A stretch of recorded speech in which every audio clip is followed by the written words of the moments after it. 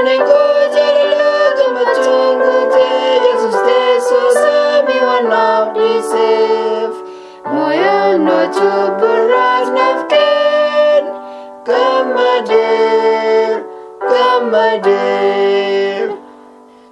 Chubukia undana dis Kamadir Wani sayak undana fak Kamadir Saba Kristos sodani sayo bilisuma kusi samfudera Of God Devi sumoyena Kamadir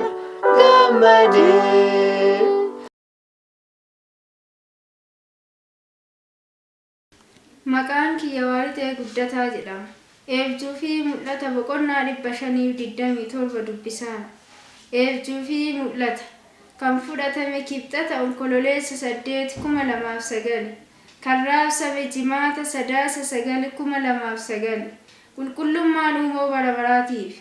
Eebjuu fi mul'ata karaa jeeniin saatiroon mana kadhaa Filadelfiyaa hambaa sanbata guyyaa 7ffaa guyyaa sanbataatti dabalatee abboomota waaqaatii fi amantii Yesuusii hedduu. Amantii Yesuusii hafuura raagaati. Midijjaa ibiddaa keessatti gubuun deebi'ee jalqabamuuf ta'a. Eebjuu fi mul'ata boqonnaa 527 mul'ata lakkoofsa 1.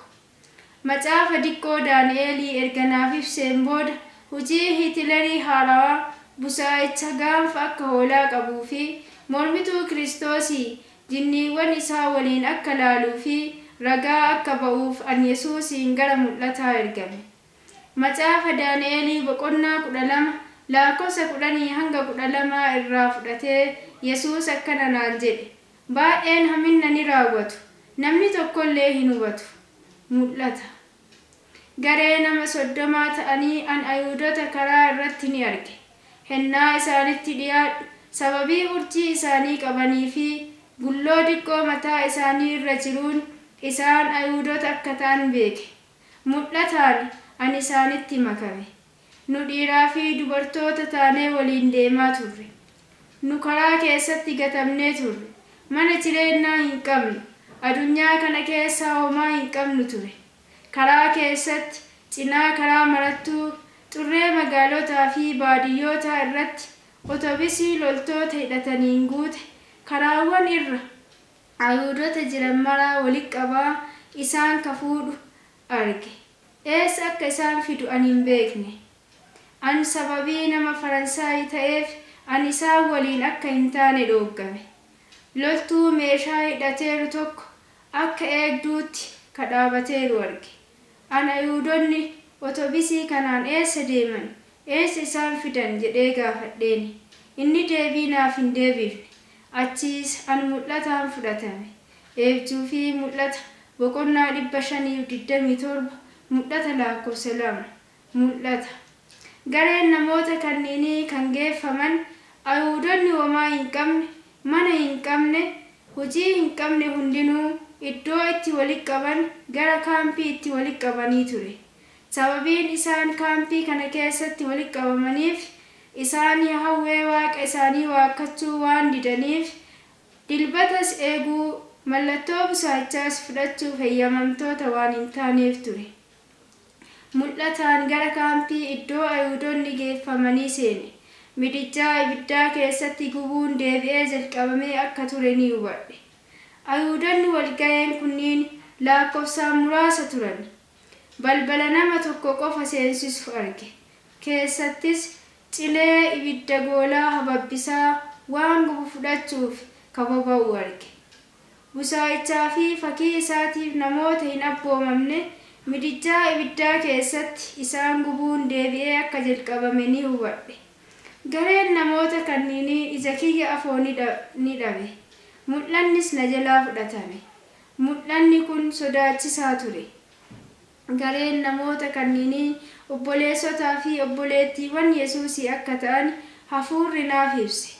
Chaappaa waaqaatiin waan chaappeeffamaniif duuti isaan irratti humna hin qabu ture. Yesuus mul'ata kana naaf kenne. Israa'elii ardii irra jirtu ummata isaatii miti. Ayuudonni hunduu obboleessotaa fi obboleettiiwwan isaatii miti.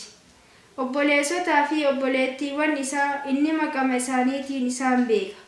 Isaan amantiin qajeelota ta'aniiru. Isaan adda isaanii irraa chaappaa Waaqa jiraataa qabu. Isaan hambaa 144 keessa kan ta'anidha.